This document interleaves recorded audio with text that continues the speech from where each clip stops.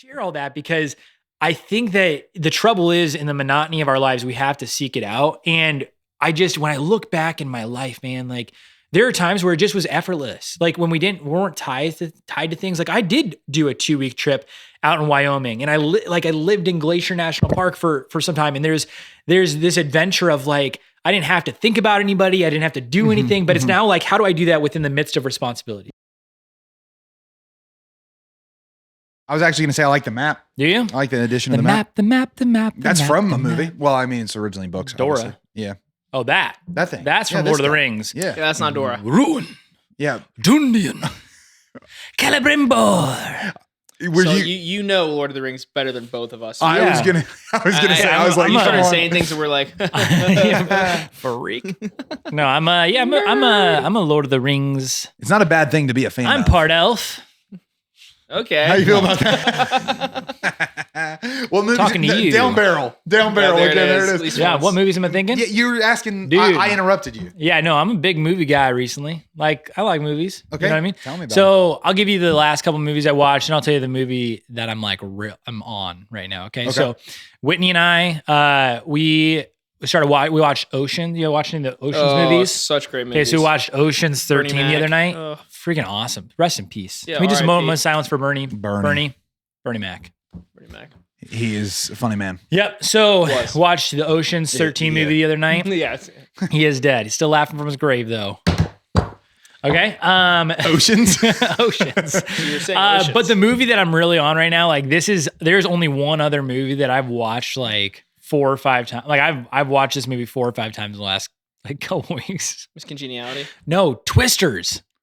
You seen it? No, I've never seen it. What? It's like I've never seen it. It's like good, but it's not like It's about tornadoes. Yeah, but that's shocking to me. That's like why is that shocking to you? It just doesn't seem like you, dude. I'm shocked by the amount of time spent on a movie that you're right. I have like we're like, talking a 12-hour investment, 16-hour investment or something. No, like Gladiator 2 is good. But like, okay, so Top Gun Maverick, I watched like 4 times in the last. That's what I would expect. The reason why Twisters is that same way, it's just pure Americana, dude. Like there's no sex scenes in it. There's no like obscure, like crazy profanity. There's no like cheating. There's no sex. There's just good old fashioned tornadoes. Country music. Country music. Dude, the soundtrack is banger. Like, I don't know, is the soundtrack banger? Tyler Childers, yeah. Dude, Luke Combs. How have I missed this? Luke Combs is my favorite. This is like a new movie. This is like a year Can I get a yes, Adam? Year old. Luke Combs? Okay. Yes, Luke Combs. Luke Combs is the best. Yeah, Dude, so I will say this favorite soundtrack I've listened, favorite movie soundtrack in years. I mean, it's phenomenal. It's a good one. I agree with that. But the movie itself, a little cheesy for you. Is that what it is? Well, I'm just like, the thing that does bother me is you don't like Glenn Powell. No, I love Glenn Powell. Really? Actually. Yeah, I do. Because he's an American. He's just your classic He American. is your classic actor American. right Yeah. there. But no, it's more like the stupid, we're throwing things into tornadoes that aren't real. Oh, come on, dude. That's about as American as it gets. Twister, Let's shoot Twister, some fireworks I up love this Twister. tornado's ass. Right up So there. Twisters is a different movie than Twisters is different than Twister. Twister was the original. And we did watch that too this past week. That's a great movie. It is a good movie. So we've put in some time to tornadoes. Dude, you know whose movie that's somebody's favorite movie? Do you know who it is? Twister? Twister. Can you give me a hint? Girl or boy? It's another brother. Another brother. Oh. Another brother. Only one other Chris. brother. Yes. Chris Finneman's favorite movie? Chris Finneman's favorite movie. Shout out Chris Dude. Finneman if you're listening. Yeah, Chris Christopher Quinn. Finneman. I'm trying to get him to sing the national anthem at Sports Trivia Cup. That would be my greatest joy. No, I'm like, you gotta find a reason close. to he get would this man actually in. be. Yeah. Yeah, we do have to get. So, reasons and maybe to he bring could be him our in. Trump first shirt. guest.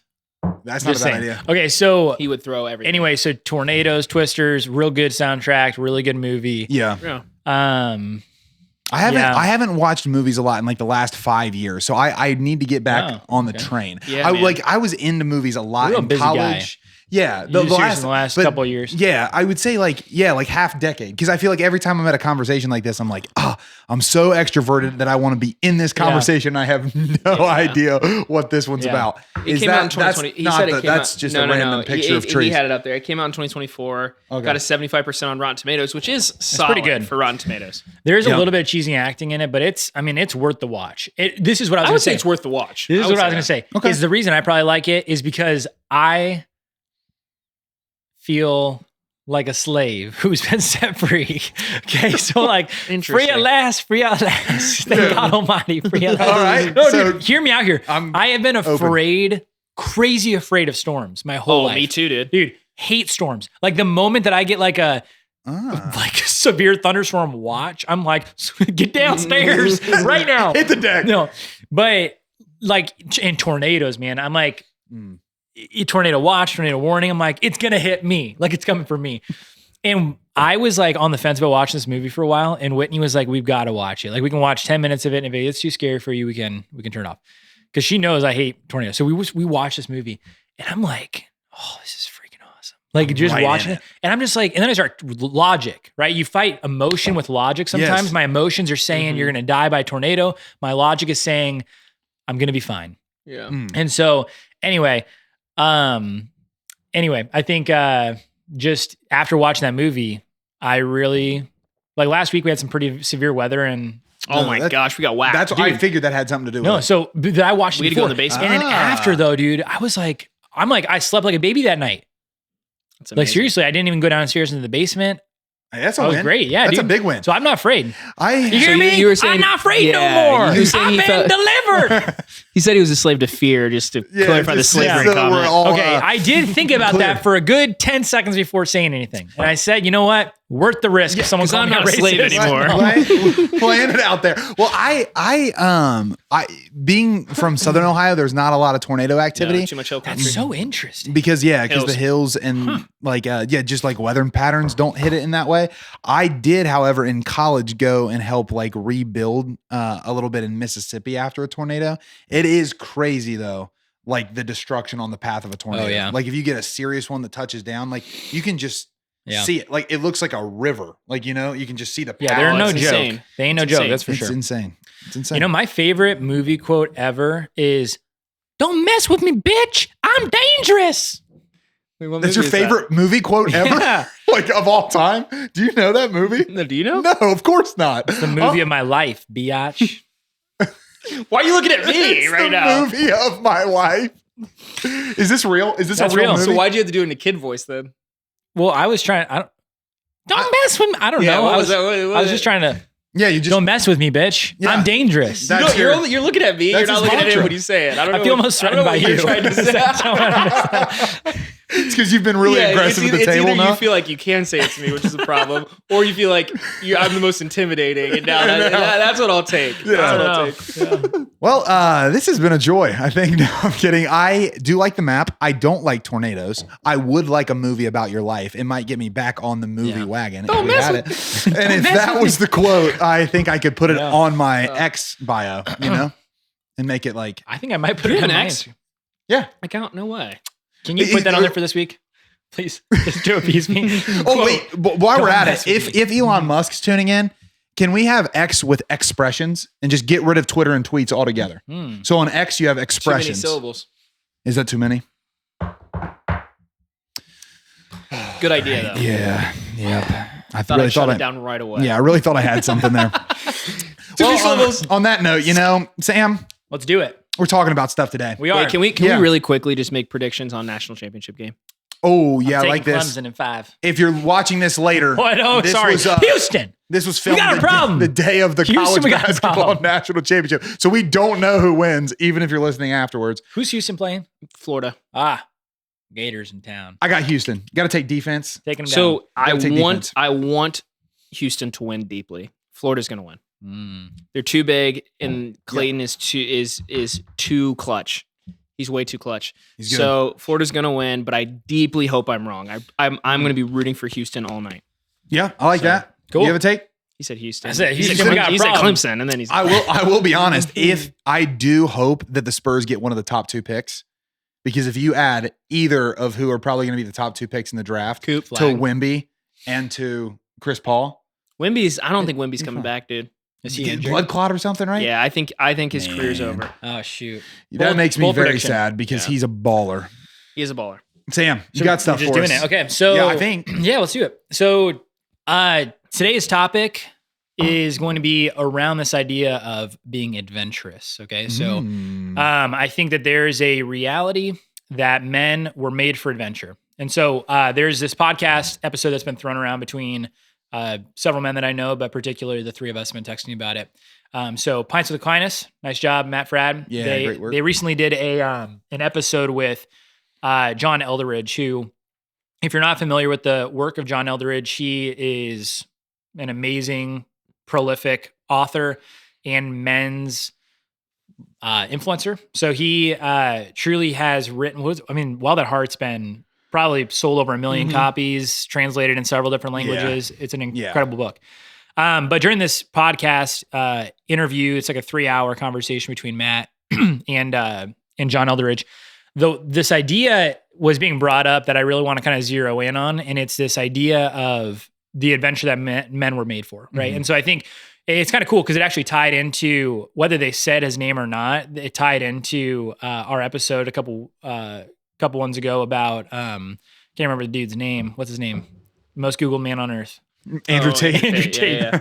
AKA dickhead. So they whether or not, and then someone's on that dude too. Pete did an episode. Did you see that? No. So really? Literally right before we put one out, Pete had a commentary for probably 6 or 7 minutes on Andrew Tate without saying it was Andrew Tate. Yeah. So everyone's just being way more charitable than us because we straight out called we're him just out. going on people's necks. It's because your life quote. That's right. I'm dangerous. Don't mess with me. Wait, no, you just added. You just changed it. But. Yeah. Don't mess with me, bitch. We're not in production. Yeah. So anyway, this I really want to go into this because I do think that there's something about every man's heart.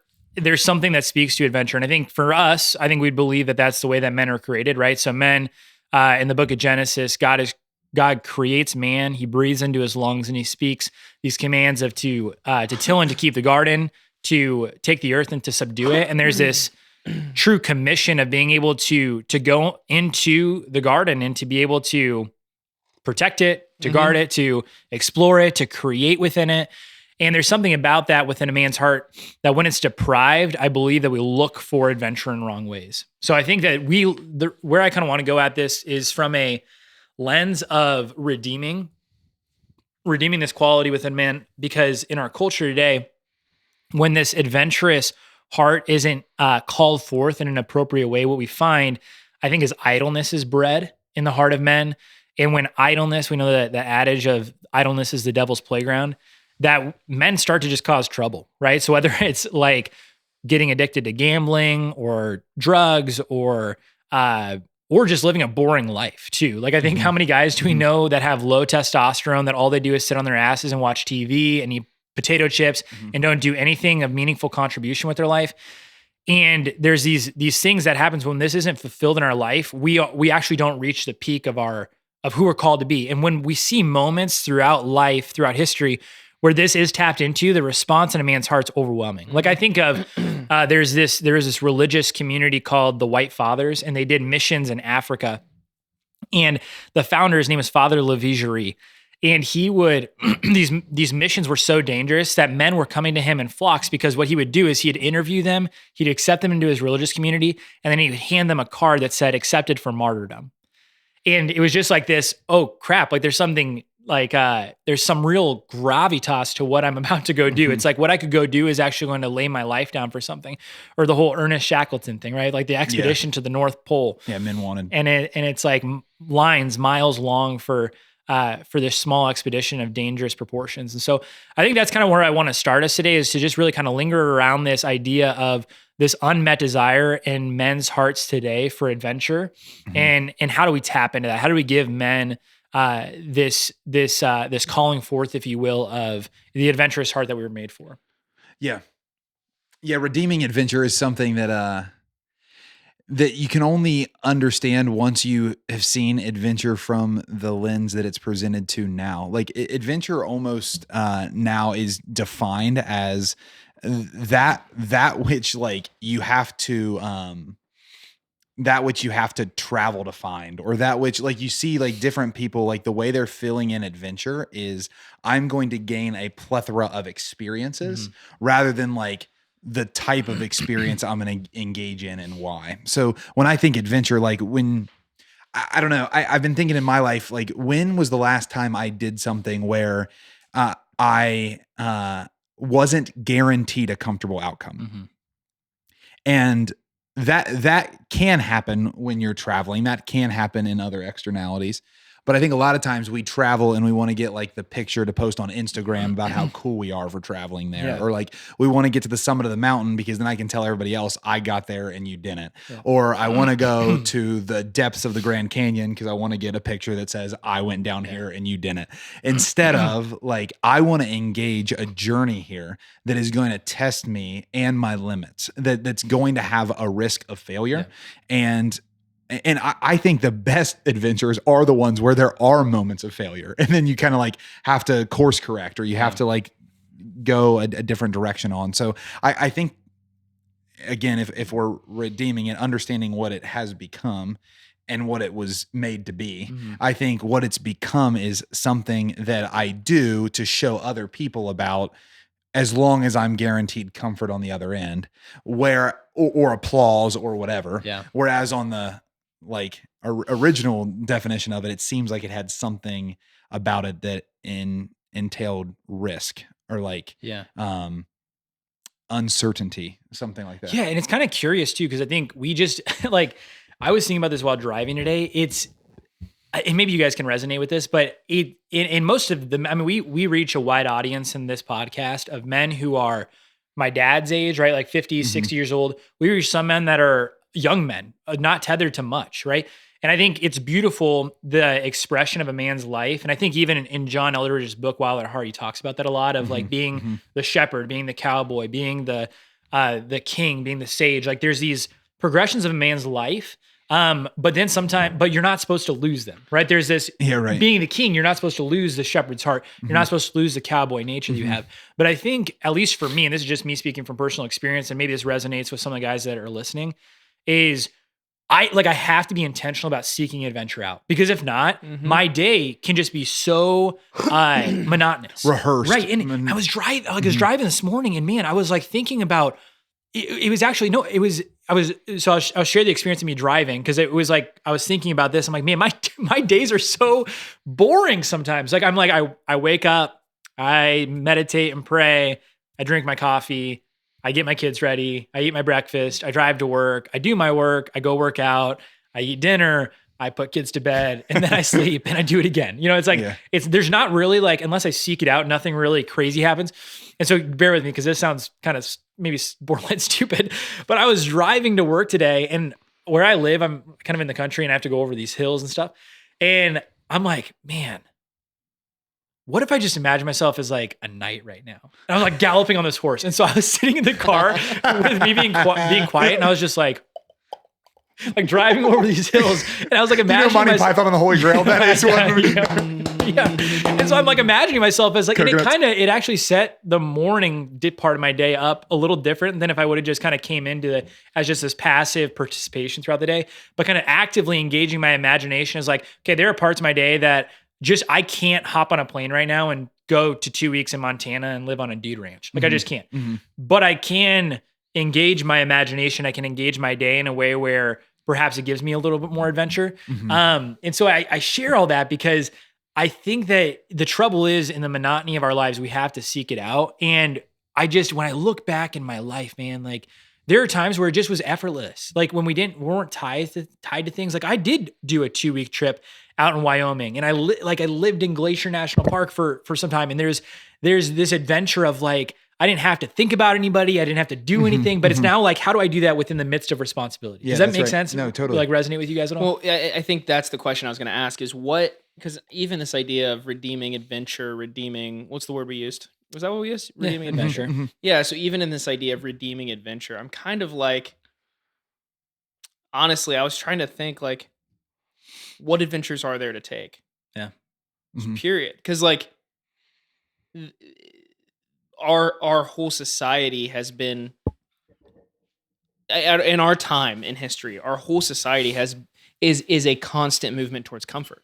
I mean, even capitalism in a lot of ways is a perpetual movement towards comfort. Right. The mitigation of risk, the mitigation of whatever. How can I create a product for you to have to do less?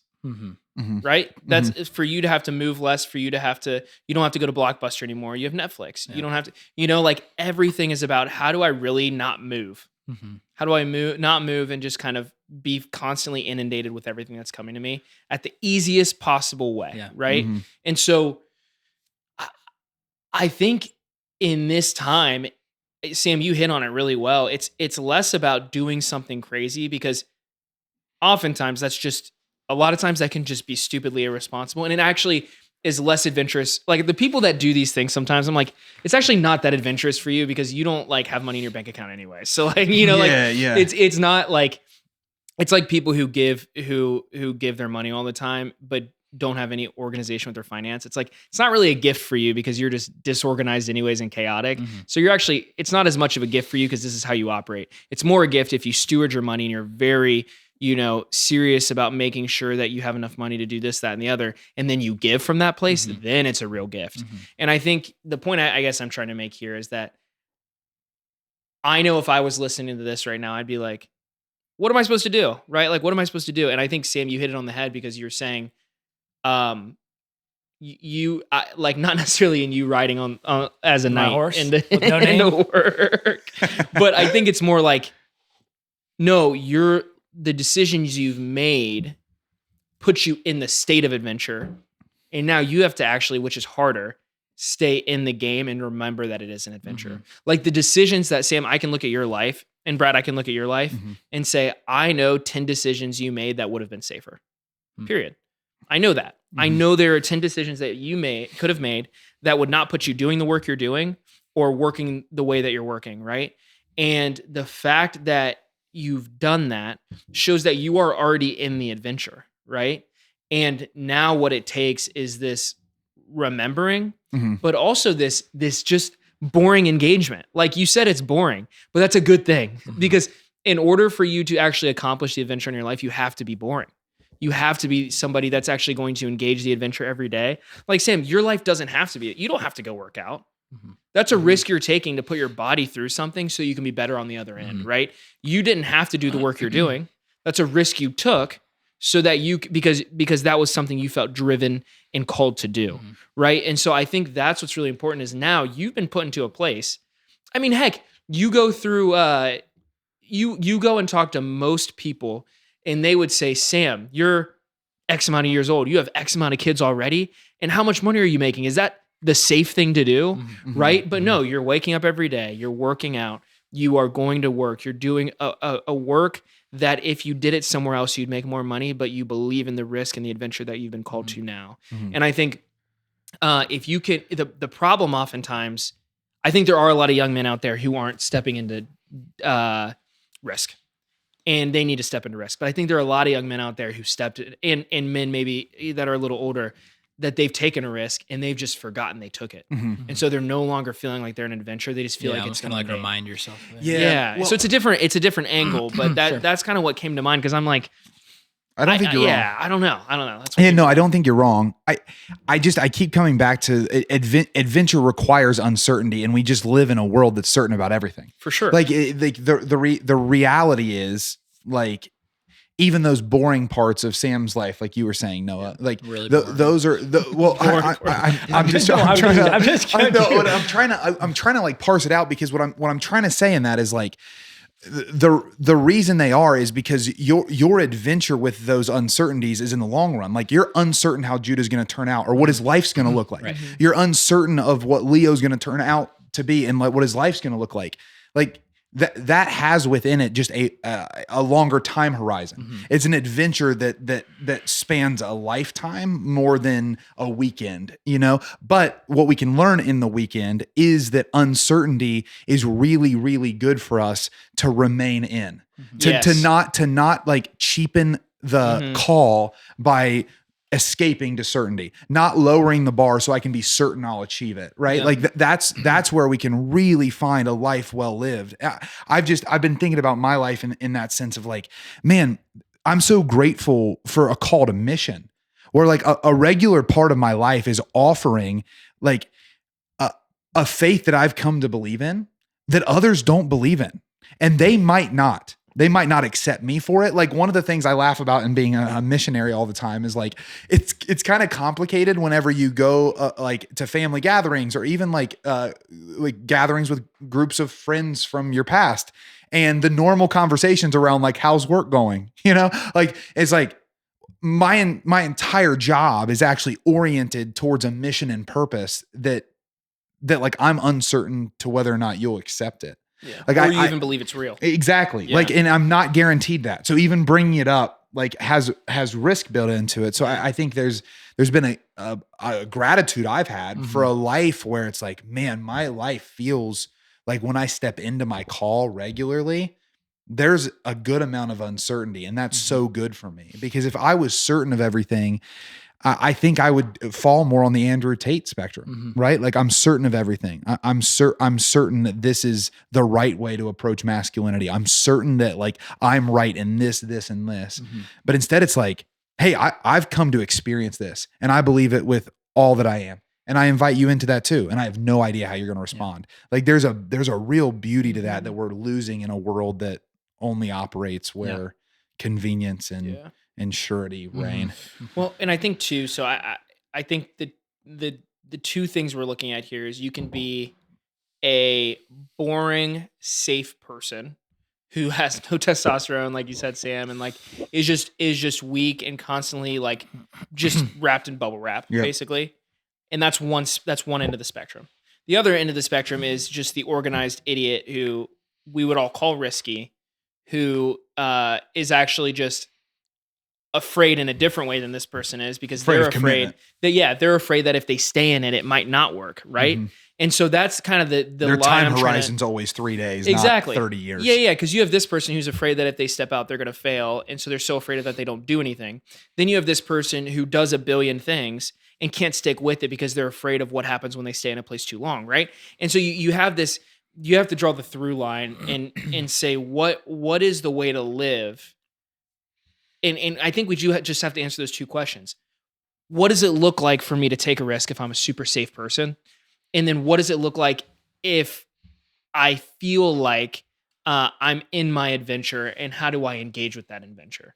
Those are the two things that come to my mind that really have to make us say, okay, how do we engage in these two things? Because they are two separate things. I don't want to leave this podcast just making all the unorganized idiots feel like they're right. Right. And I don't want to leave this podcast making the person that's safe and wrapped in bubble wrap thinking they're right. Like, we all need to kind of move towards that middle point. And how do we do that is the question, I think. Yeah. I like the, I tend towards in my life hanging out with the guys who, will just take 1,000 risks for like 3 days at a time, you know, like, cause there's something about their wildness that I've always just been drawn to, probably cause I had some of it.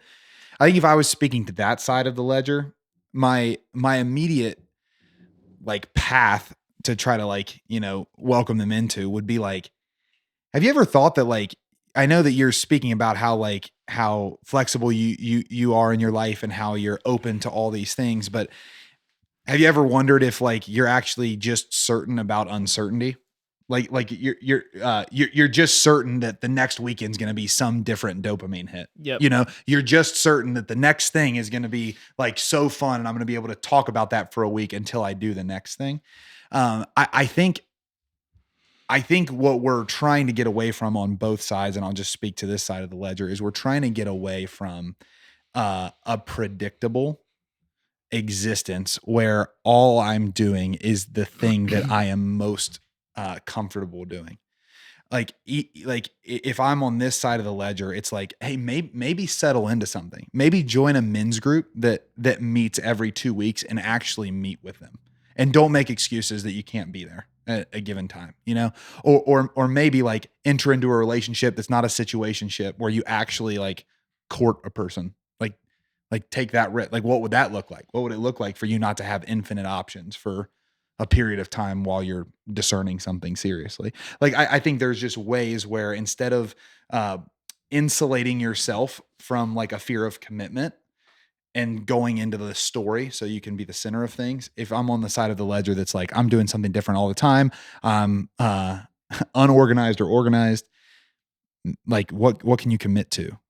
And how can you find the adventure in the longer time horizon? Yeah.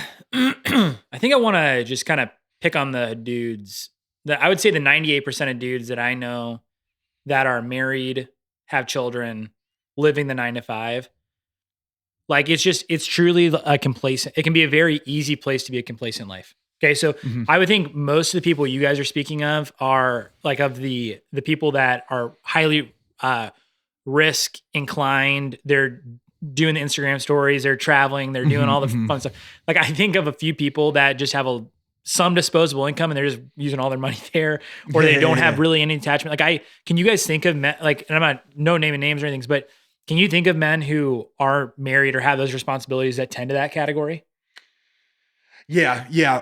But again, I think it's lesser. I just think that those are the sorts of men that have usually, in my mind, a really high potential that's being squandered on.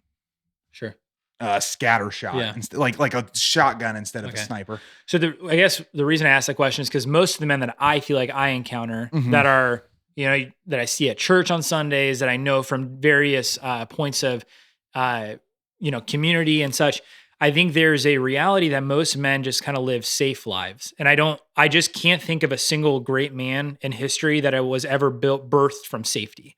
And I guess what I want to do is try to attack the safety net a little bit. That's kind of what I want to spend some linger here for a minute is, can we attack the safety net for a minute? Because I just, I think that I was half-heartedly joking, like in the opening, and I was trying to be at my segue of like, don't mess with me, bitch. I'm dangerous. Like what if we really did have that attitude of like, I'm dangerous, like not in a cheesy, corny, stupid way, but like I live my life in a dangerous way. Like for me, I do believe that there is metaphysical realities in this world, right? I believe that there is good and evil. I believe that there are angels and demons. I believe that there is an aggressor, an accuser who is trying to attack me, bring decimation to my family, wants my ultimate destiny to end up in hell. I believe that every day when I get up with a meaning and a purpose and a vision for my life, that I am the aggressor on him, right? That I am attacking against, in every decision that I make, against safety. And I don't mean like, because there's this paradox, right? So safety doesn't mean you don't have a budget. Safety doesn't mean you don't have insurance. Safety doesn't mean that you are careless. I think being dangerous means that you push against societal norms, that you push against a culture that is apathetic, that you push against the low bar that men have held for so long, and you start to inch by inch and day by day, hour by hour, you start to make decisions that hold a standard higher than just the stupid things that the media and society kind of dictate as masculinity. Does that make sense? It does. Yeah. Well, I'm just paraphrasing. Yeah. I want to throw it to but it's sounding to me like what you're saying is, hey, when I'm saying let's go outside of safety, I'm not saying let's go outside of prudence and virtue. No, for sure. It's like build some structure and stuff like that. What I'm saying is not that. What I'm saying is this unhealthy contentment with just the status quo. Right. Like let's push against that. Saturdays are for the boys. Let's watch football. Football is every Sunday. Like, then 9 hours later, I've made no impact. Right. And I think that's just what culture of like suburban middle class masculinity in America with disposable income. Yes. And that's exactly what it is. Like, I think we don't know what it looks like to be in need. We don't know what it looks like to have to fight for something. We don't know what it looks like to have to do something with our lives in a big way. Noah, you're going to say something, but that's just. No, I was just going to say, if these Trump's tariffs go through, then we're all going to know what it means to live with adventure. No, okay. But no, I hear what you're saying too, and I think there's a neighborhood I drive through that's not far from here where I'm always thinking about this because. It's a neighborhood full.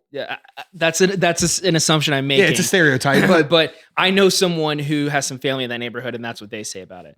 But I think a big part of what I see and what I drive when I drive through this neighborhood is, frankly, and what you're talking about is it's a lack of living. As though your life is a true story that's meant to be told. Yeah.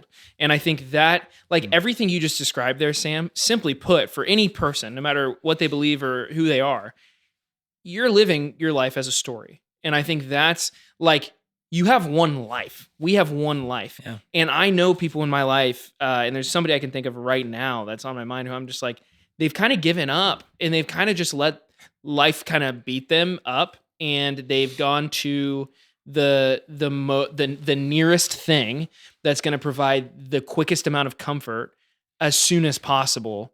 And they kind of revolve around those things, right? And so, like, I know all of us can think of dudes in their life that are like that. And it's what you just described, right? I'm just living until I can get to college football on Saturday, which I've done many days of my life. But like, I'm just living until I can see the Browns play. I'm just living until I can go because I'm a season ticket holder, and that's where my money goes. And maybe I work a little harder at work because I can keep those season tickets. And it's this twofold thing of, I'm not living my life with the story, and I have no thought about how short my life is, but also how long it is. Like, how short my life is. I have a finite amount of time to make a certain amount of impact, and I'm not playing a long game at all at the same time. Like, right? Does that make sense? Like, 100%. Like, man. I'm just living for the thing that's in front of me. And it's like when we begin to see that paradigm shift, we can see the meaning of our life, right? Like, there's this truth to the fact that when all we do is just see our life as like a compilation of hours and days and tasks, it's easy to get lost in the mix of it. But when I, to your point, see myself in the midst of a story that I'm co-authoring, right? Like, God is putting up situations and things in my life that he knows far in advance, 10 years from now, what I'm going to experience. Like, I have no idea what 10 years from now, 15 years from now, whatever that I'm going to encounter. But when I see myself not as this, just passive bystander to life, but I engage my life as surely a hero on a journey, right? It's being able to have that paradigm shift of, instead of just having another boring ass 10-minute drive to work, for me, it's 10 minutes. I can look at that and be like, this is a moment where I can gallop on my horse. I can engage my nightly calling. I can like go forward with purpose. And that can transform a person's life, right? To be able to see yourself as a hero, not as just some sort of like, I got to do this because it's just pays the bills. Yeah. No, I love what you're saying. I think those moments really matter. Like on my drives recently, and I get a decent amount of windshield time. One of the things I've been doing recently during like the Lenten season is I'm listening to arguments I disagree with, like regularly, which has a risk to it because you're listening to things from people that are really charismatic and well thought through. And so you're riding this line of like, I have a principled stance here, but I'm going to listen to the strongest opinion on this side of it so that I can learn how to fight. Like, do I believe in this or not? And if I believe in it, then let me figure out what the playing field is. And that's brought me like so much like, adventure. I mean, excitement. It excites me. Like, I get excited to get in the car and like, okay, I'm going to listen to this new age argument about how like, whatever. We don't have to get into specifics of it, but just to engage that. I want to come back to the attacking of that, like, the status quo. I think I might've brought this up on like an episode or two ago, but I've been doing some men's talks at college campuses recently. And I've been coming back regularly to just this, I do think I said this on here, but it's worth repeating that, like, I've just been going right at very bluntly what I think most college and young adult men live for. Just like very bluntly, I just say like, if you think that a hot wife, a high paying job, and being able to do your hobbies as many hours as possible is going to bring you a fulfilling life, you're wrong. Just right up front. Just stating it and laying it down because you're gathered around by like 20 and 22 years. Like, what are they? They're like, if I have a hot wife and a high paying job and I can play golf as many hours as possible or basketball as many hours as possible, or if I can get on DraftKings as many hours as possible, whatever it is, like whatever the person's thing is, if I can day trade is whatever your thing, your hobby is. I do think that we default as humans, especially in the modern society, and I think specifically as men, we default into those pursuits. It's like, that's it. Those are the three things I'm going to do. And then I'm going to be fulfilled when I'm 60, 65, I'm going to be fulfilled, right? Like, that's 40 years of like these three things. It's like, no, because no one who's ever gotten those three things and settled their life on those being the three things they do 40 years later is, first of all, even with that woman anymore. Second of all, like, has anything to do with that money that's worthwhile because all they've done is accumulate it so they can tell people they're better than them. And they've been playing hobbies all the time and haven't been making an impact. Yeah. And then by the time they're that age, they then look to make an impact. So it's just this, like, it goes at this, like, just right at this like comfort, safety narrative default into instead of hero's journey taken. And Because if you don't have mission and purpose, you're going to be lost. If you don't have something bigger than yourself, like Scripture tells us that a wise man leaves a legacy for his children's children, an inheritance for his children's children. Like a man that is wise is a man that looks to impact, that looks to legacy, and you can never make an impact by playing it safe. Yeah, and that's what we're designed for, right? You think about this even just from a philosophical lens. Like, if I were to look at an apple tree, and I said, what is the purpose of this apple tree? What's the purpose of an apple tree? It's to bear apples. To bear apples, right? Yep. If I were to go out there in October and I see an apple tree that has no leaves, no apples, is it a good tree or a bad tree? Bad tree. Bad tree. Yeah. It's not fulfilling its purpose. It's not fulfilling its essence, right? So there's this reality that an apple tree is designed with a purpose in mind that it would bear apples, right? So a man's life, I mean, we don't have to look very far. We can look to how we were created, right?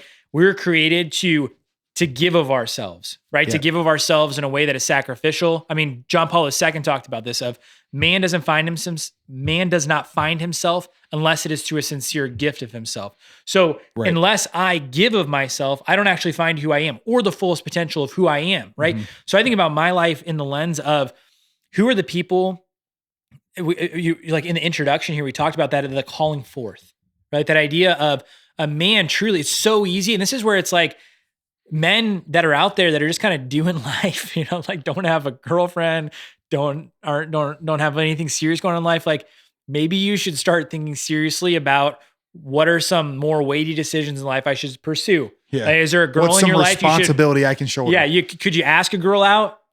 Could you consider if the girl you're currently been dating for years is the girl that you should maybe get engaged to?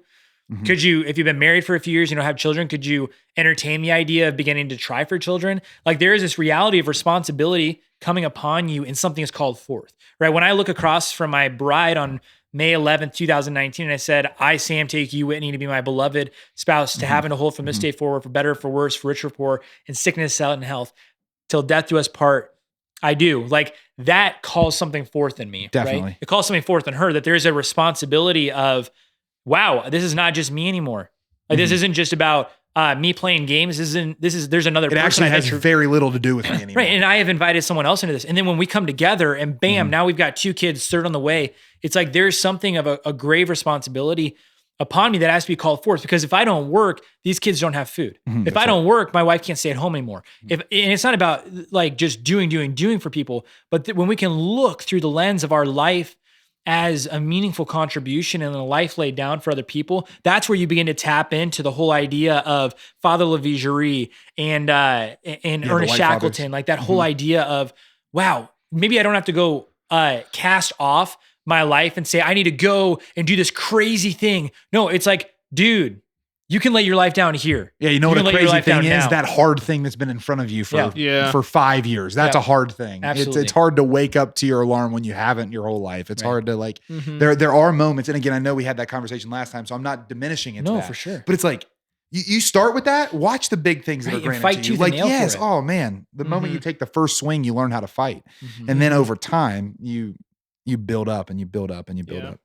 So I think I'm hearing us say 3 things. I'm hearing us say, play the long game. Like, don't allow yourself to just be working towards that next creature comfort in the next couple of hours, right? Yeah.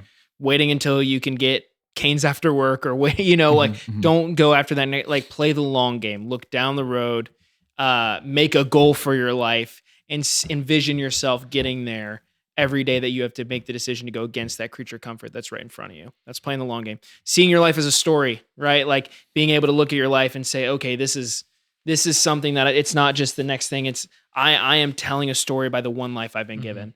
And then last, Brad, you said this, like have the right goals, have the right direction. Don't just even, it's not, you could just commit to, you could see your life as a story, and you could play the long game, and that long game is you playing golf as a retired man. Yeah. That still might be mine. I don't know. But that's right. Like that can still be, you could play the long game and have a story, but you have the wrong direction. Yeah. And I think it's having that right direction, having a mission, having a purpose, being selfless. You guys named so many good practicals of how to do that too. But that's the thing that I think, those are 3 principles right there that if you do that in your life, you're going to be living in way more adventure than you ever have before. Yeah, way more. And it's just the practicals of how to live that out, which you guys shared about a little bit. But that really excites me as a man, because now I'm looking and saying, okay, if I start implementing these things day by day, these 3 principles, and finding practical ways to do it, then I know I can step into adventure more than I did yesterday. Yeah. Yeah. Well, and like if you look at those 3 steps you laid out, right? When you expand that time horizon, all of a sudden you're able to actually think about what a story that had that time horizon would tell. And then once you start asking that, then you can start assessing the goals that would allow the story to turn out the way you're seeing it. So again, I love that. And I love what you were saying, Sam. And I also love just the invitation to responsibility. Like, you have a responsibility to be uncomfortable in your life. You have a responsibility to be uncertain in your life. You have a responsibility to take on responsibility in your life. Like, those are responsibilities you have. And you have that because you're never going to be able to figure out who you are as a man or who you are as a son, a brother, a father, if you don't do those things. Like, you only know yourself once you get beyond yourself, right? Like, it's that adage, like, to know a limit as a limit is to be beyond it. The only time I've ever met a limit in my life is when I went past it and I'm like, oh, wow. Like, I got to kind of like go back. And if you're in like a season before you take responsibility, run past every limit so that you don't artificially hold yourself back. Like, that's that unknown, that uncertainty that then allows you to shoulder the responsibility of family and impact, which we're all called to have. Absolutely. Yeah. Love it. Let's, we can move into principal objective now. So, if you're tuning in for the first time, it doesn't matter. But what I want to say is, we've been doing principal objective now for, I don't know, 12, 14 episodes. And we've realized that we kind of suck. It hasn't been a priority more than me. as much as it should be, right? Like if it's going to be a principal objective, it should be a principal objective. So it should be like a priority. Yep. And as we were discussing how we could maybe do that better, we thought accountability could be good for it. And so what we've decided to do is actually just kind of give at the end of these episodes an assessment of what we had stand out to us and why that should bring us to an action step. And so we'll all kind of present that, and then we'll decide on one principal objective that we want to do together and we want to welcome you into doing with us this week. So that's kind of it, right? So if I missed anything, you can fill it in. No, I love it. Yeah, I think so. My thoughts, at least on it, are I think the whole story piece was big. I think what that Noah brought up of seeing yourself in the story. And particularly, like, Noah, you used to say, I can't remember exactly how you'd say it, but you say, I have one life to live and one body to live it in. Is that no? We're going to say that's what it is, because that sounds better than probably what I said. Okay. So, I do. Yeah. I remember. So I think just like that, to me, I think just being able, that's something I grabbed onto, is this whole idea of like, I have one life to live. I've got one body to live in it. I have my mind, my heart, like being able to see myself in that mind, like engaging my mindset with something that came from this conversation is, how do I look through the lens of my day is not just a day, I'm a man on a mission. Like being able to see through that lens, and then being able to treat my life in such a way where I'm carrying forth that mission. So that was just something that came to my mind. Yeah. Yeah, I was on the other end. So that being kind of that like progression you were talking about, Noah, of like expanding the time horizon, and then the story. Mine was kind of on the third point, Sam. This is something that in your best seasons you've spoken that you do, and I know this is a year but like writing down like goals and coming back to them. And I don't mean like arbitrary goals, but like, what are 3 things I want to do this year that will have me on the path to getting where that story goes in my life? And like writing that down and actually looking at it each day would bless me a lot. And it's something that, as I've heard you say before, I've admired, and I've admired when you're honest and you're like, man, I haven't been in that rhythm like I want to be. And I think something like that could be really advantageous for me and probably anyone listening, but that's what I would offer on the takeaway. I think similarly. I that's what's been coming to mind. I think there's like a there's a twister. I do think there's a twister. Yeah, I'm like, it's a prophetic activation. It's like 50 mile an hour winds outside. But no, I think those 3 things are what we chatted about, and I think specifically. Dude, we're good. What is going on right now? This is amazing. This is so ADD. I don't think I think we're living the adventure. You know, I shouldn't have done it. It's funny because I can't but see you it. did. Like dad jokes, they're in for me. I'm a dad now. I can do it. Is it in? But practically, I think what you guys are saying makes a lot of sense. And so I would say my thought process goes towards something that is a goal that, and that's what a principal objective already is. So like us setting aside something in our life that next week, if we hold to it this week, we'll be better for holding to it this week, next week. Right. So that's kind of where my mind goes to. And I don't know what that specific thing is, but I think either way, that is the whole point of this. Is the adventure is being able to commit to something now, say no to other things, so that your yes means something, and so that you can come to it the next time you come to it, and you're better because of it. Yeah. So what do we like? What do we gonna go forward with? I like how I kind of like how they intertwine. One of the things I was hearing with you, Noah, is more than what I was saying is kind of getting granular with it. So not treating it as a goal for like the year and then reflecting on it, but rather like what's a daily goal that if I did it for a year would actually be really solid, because it would accumulate a sort of thing that I'd be looking for. Like, because like you said, it would keep it grounded, practical, and living. But I don't know, outside of that, that's kind of what I was beginning to piece together between ours and yours, Sam, because in order to do that, you have to know the story you're aiming towards. But yeah. No, I'm totally cool with not going with mine. So I think somewhere between the two of you guys is great. Why don't we tell me and push back? But I think what if us three, and then anyone listening, if we wrote down just 3 goals of the sorts of things we want to do daily, and then every day just saw how we did on that. So we're just intentional on taking some time to think through the story of this year, something we'd like to do every day this year, writing down the 3 things that come to mind, and then reporting back just how has it gone, and writing those down, reflecting on those, and how have we executed them. Love it. Okay, so that's our PO for ourselves, and then we want to invite you guys into that as our listeners, as a part of the Modern Man movement here. So take it on. I like this. 3 goals here. I like this better. Yeah, some accountability to it. That's great. Well, gents, thanks for joining us. We'll be back on in a couple weeks, I think, is the next episode. And we'll see you next time. Modern Man, don't be a douche. Down barrel. Thanks, guys.